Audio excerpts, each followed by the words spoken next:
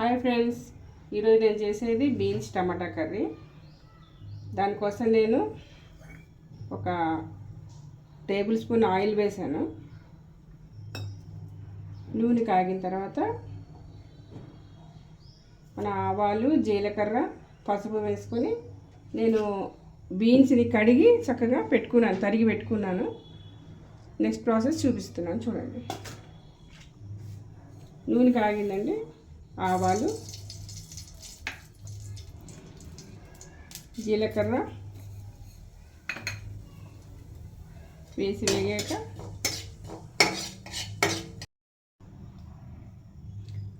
తర్వాత కరివేపాకు కూడా వేసుకున్నామండి.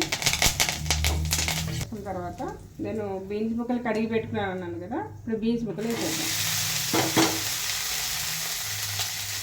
కొంచెం పసుపు, ఉప్పు వేసేసి దాన్ని మూత పెట్టి మగ్గనిద్దాం. ఈ లోపల మనం చిన్న పౌడర్ ప్రిపేర్ చేసుకుందాం. దానికి ఏం కావాలంటే అవి సిమ్లో పెట్టి దానికి 2 ఎండుమిర్చి, పల్లీలు,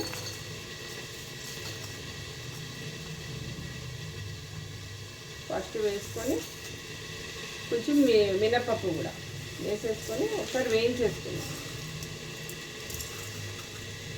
ఎండుకప్పు తర్వాత వేసుకున్నాం.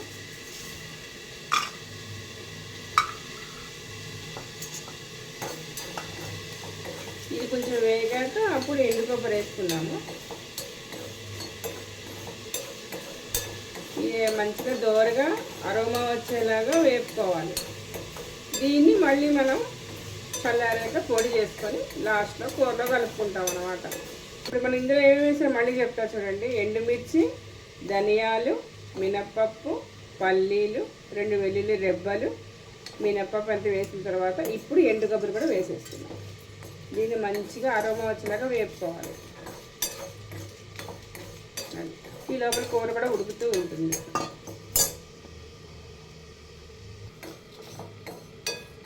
ఇవి వేగాక మళ్ళీ మీకు చూపిస్తానండి. మనం టమాటా ముక్కలు కూడా వేసేసుకుందామండి.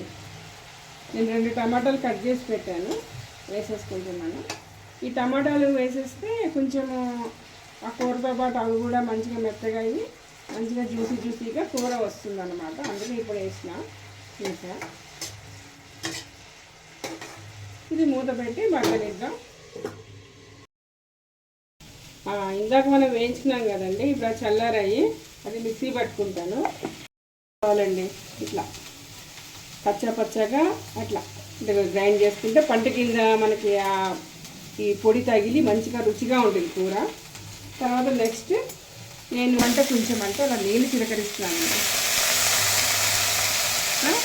ఇలా ఉడికిన తర్వాత ఇది కావాలంటే కారం కూడా వేసుకోవచ్చు, ఎర్రకారం వేసుకోవచ్చు. నేను పొడిలో 2 ఎండుమిరపకాయలు వేసాను కదా, ఇప్పుడు స్పైసీగా తినేవాళ్ళు ఎండుకారం కూడా వేసుకోవచ్చు, అది కూడా వేస్తాను కొద్దిగా. తర్వాత మనం టమాటాలు వేసాం కదండి, వేసుకుంటే వేసుకోవచ్చు, స్కిప్ చేసుకోవచ్చు. నేను కొంచెం షుగర్ కూడా వేసుకున్నా, బాగుంటుంది. పిల్లలు కూడా తినచ్చు, పెద్దవాళ్ళు తినచ్చు, అందరు తినచ్చు. కొద్దిగా వేసుకుంటున్నాను. మీరు వద్దనుకుంటే కూడా స్కిప్ చేసుకోవచ్చు.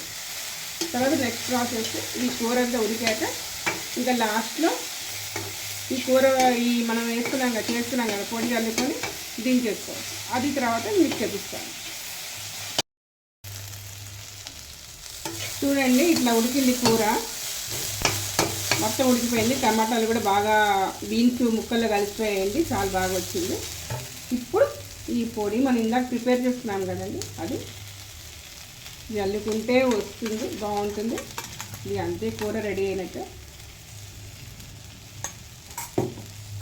ఇంతేనండి, కూర అయిపోయింది. బీన్స్ టమాటా కర్రీ, మసాలా కర్రీ రెడీ అయిపోయిందండి. ఇంతే.